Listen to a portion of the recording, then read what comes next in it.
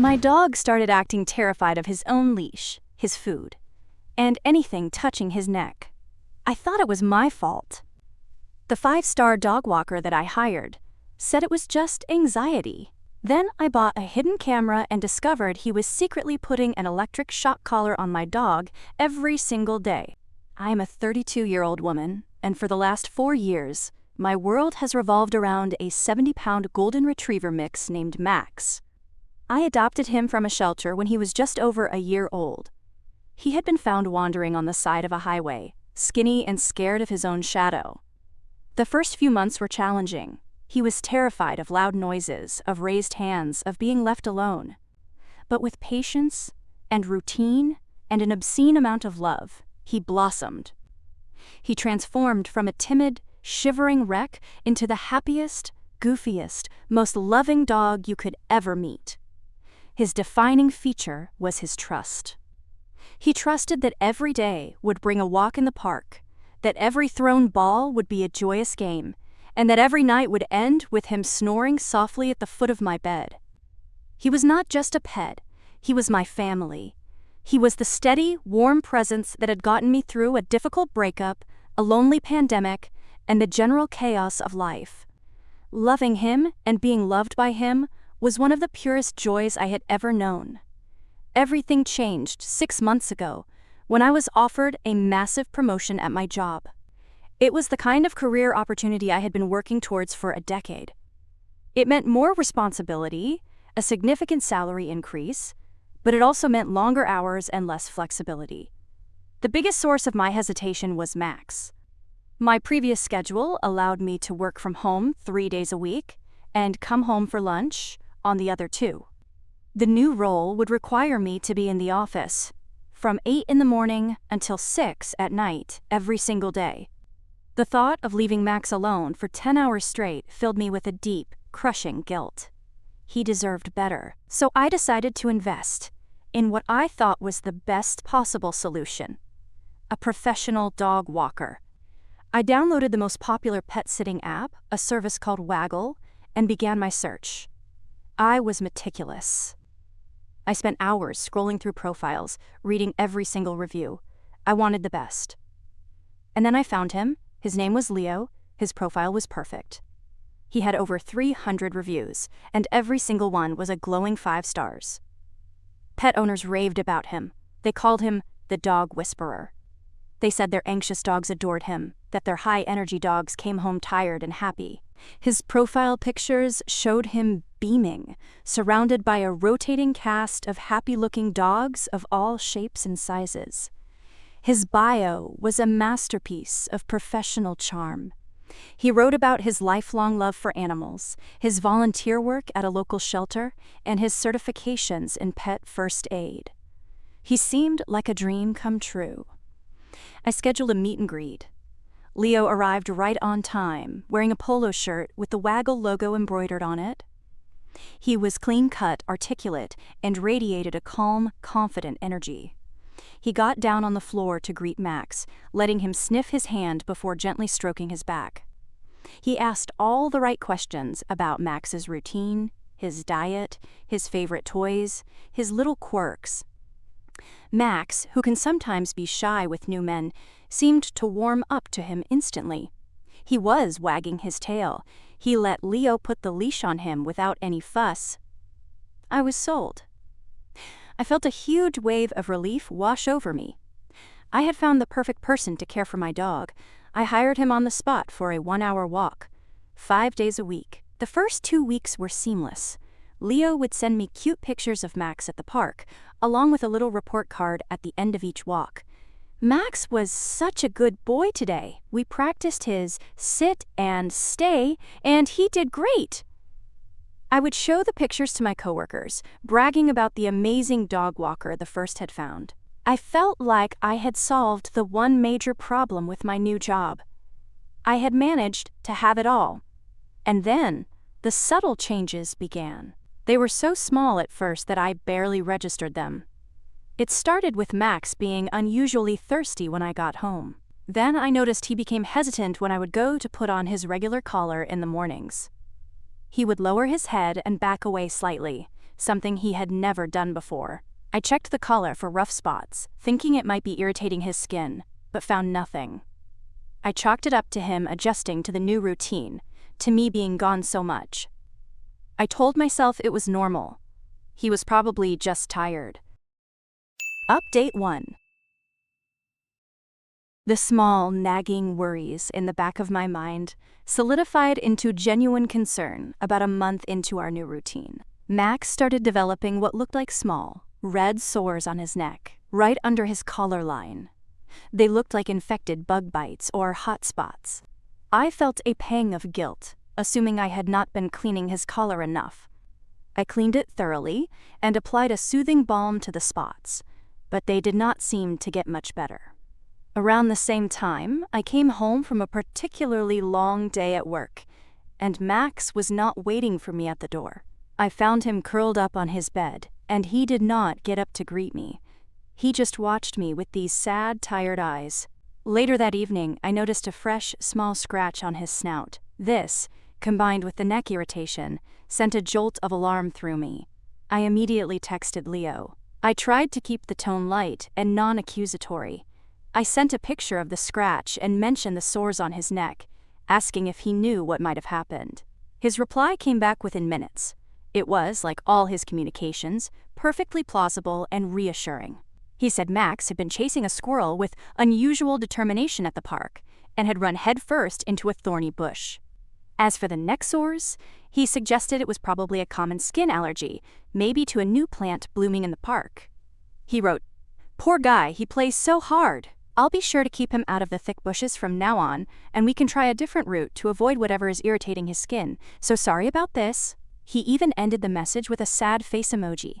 I stared at the text, and I felt a wave of relief mixed with a lingering unease. His explanation made sense.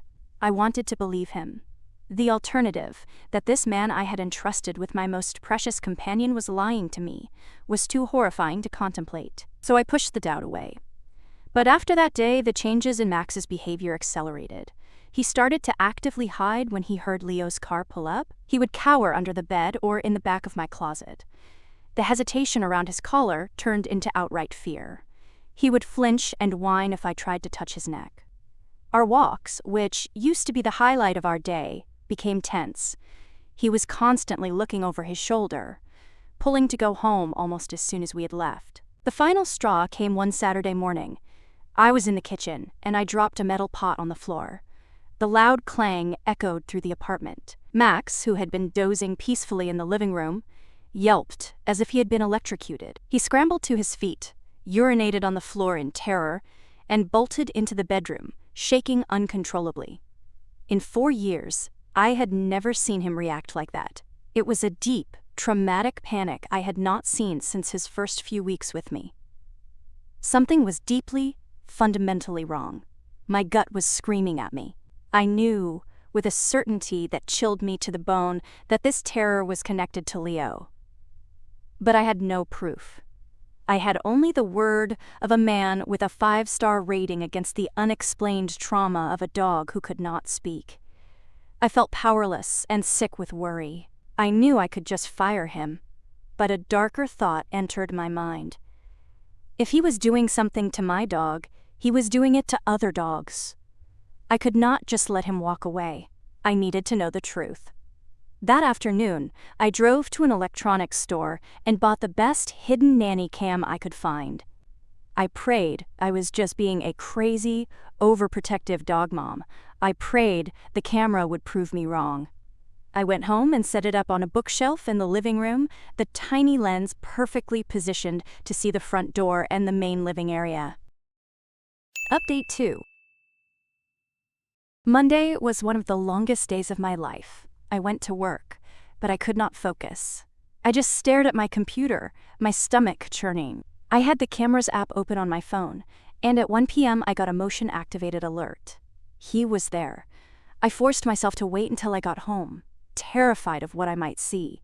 When I finally walked through my front door that evening, the dread was so thick I could taste it. I dropped my bag, took a deep breath, sat down on the couch, and opened the app. I navigated to the day's recordings and pressed play. The video started. I saw myself leaving for work. Then, hours of Max sleeping. And then, at 1:01 p.m., the front door opened. Leo walked in. His face was a mask of bored indifference. Max, seeing him, did not get up. He just lowered his head, his tail giving a single, fearful thump against his bed. Leo ignored him. He went to the closet where I keep the leashes, but he did not grab Max's familiar red leash. Instead, he reached into his own backpack, which he placed on my floor. He pulled out two items that made my blood run cold. One was a small, black box with an antenna, a remote control. The other was a black nylon collar with a small, heavy-looking device attached to it. It was a shock collar. I watched, paralyzed with horror, as he walked over to Max's bed. He roughly grabbed Max's regular collar and unbuckled it. He then strapped the shock collar tightly around my dog's neck. Max was trembling, his eyes wide with terror, but he was too scared to make a sound. Leo then clipped the leash to the shock collar and pulled Max to his feet with a violent jerk. "Come on," he snarled. They walked towards the door. Max hesitated, sniffing the ground nervously. Leo, without breaking stride, raised the remote in his hand and pressed a button. Max's entire body went rigid. He let out a piercing yelp of pain and collapsed onto the floor, his legs twitching. Leo looked down at him with utter contempt. "I told you to come," he said in a low, menacing voice. He waited a few seconds, then pulled Max back up by the leash and dragged him out the door. The app showed they were gone for 22 minutes, not the full hour I paid for. When they returned, Leo unclipped the leash, ripped the shock collar from Max's neck, and shoved it back into his backpack. He then buckled Max's normal collar back on. Max immediately scrambled to his water bowl, drinking frantically. Leo watched him, then went to my pantry, took out the bag of expensive treats I kept for Max, and sat on my couch. He opened the bag, and he ate them himself, one by one, while my dog, who had just been electrocuted for the crime of sniffing, watched him. He sat there on my couch for another 20 minutes. Then he stood up, sent me the notification that the walk was complete, with a cheerful message saying Max was a superstar today, and walked out the door. The video ended. I sat there in the dark, completely shattered. This was not just abuse. This was calculated, premeditated torture.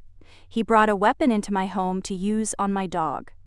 The sores on his neck, the fear of his collar, the yelp at the sound of the dropped pot, it all clicked into place in the most horrific way imaginable. The nausea and shock slowly receded, replaced by a feeling of cold, pure, diamond-hard rage. I was not just going to fire this man. I was going to send him to prison. Update 3. My first instinct was to call the police right then and there. But as the initial shock wore off, a more calculated thought took hold. This video was damning, but to ensure this man never touched an animal again, I needed to show a clear, undeniable pattern. I needed an airtight case. So I made the most difficult decision of my life.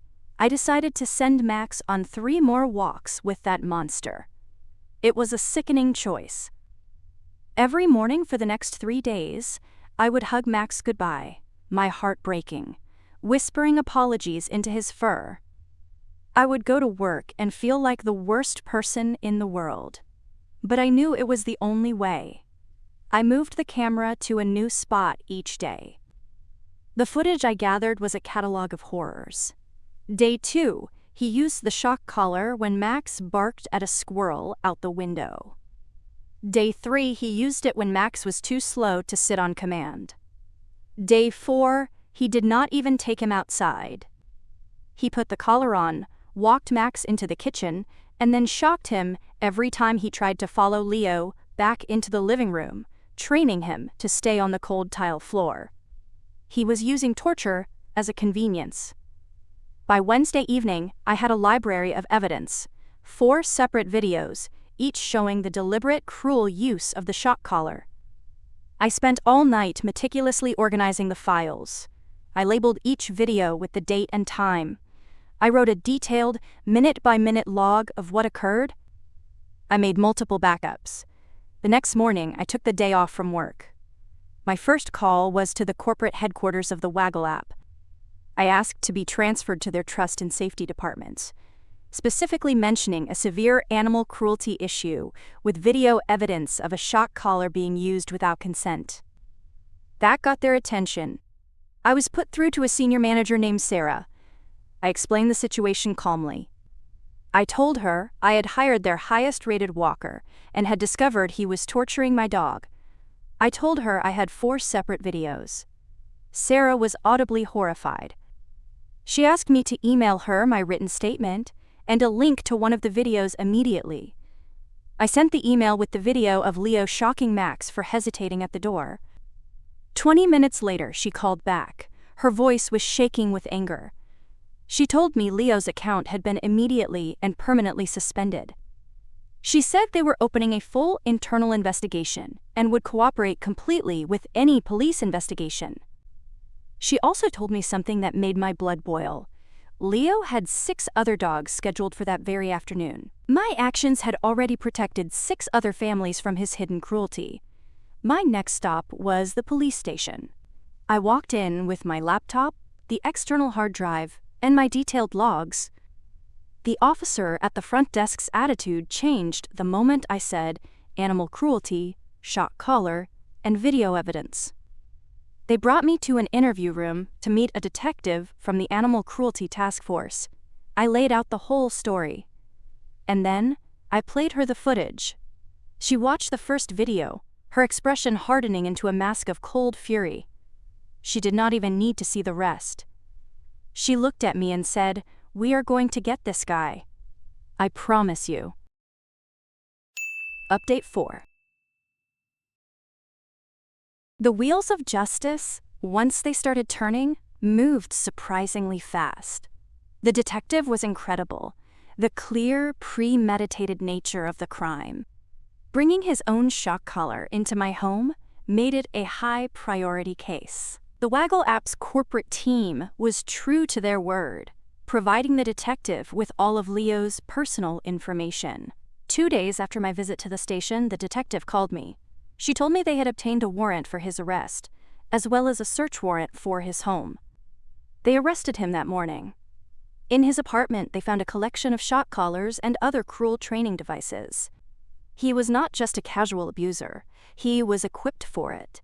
Hearing that he was in custody, that he could not hurt anyone else, was a feeling I cannot properly describe. It was a deep, profound, and somber relief. The weight I had been carrying on my shoulders for weeks finally lifted. The police department's post about the arrest on Facebook, which mentioned the use of a hidden shock collar, exploded. A local news station picked it up. The story of the 5-star dog walker, who secretly tortured his clients' pets, became a major local news story. This prompted other pet owners to come forward. It turned out several of Leo's other clients had noticed similar behavioral changes and unexplained neck sores, but they had all bought his charming excuses. My evidence gave them the context they needed to understand what had really been happening. A class action lawsuit was filed against the Waggle app. Facing a PR nightmare, they announced sweeping changes, including a strict, zero-tolerance policy for any unapproved training devices and a new program to subsidize the cost of in-home cameras. They called it Max's Law. Leo's court case concluded a few months later. Faced with 4 separate videos and the testimony of multiple other owners, he had no defense. He was convicted of multiple felony counts of animal cruelty. The judge, an avid dog lover herself, gave him the maximum possible sentence.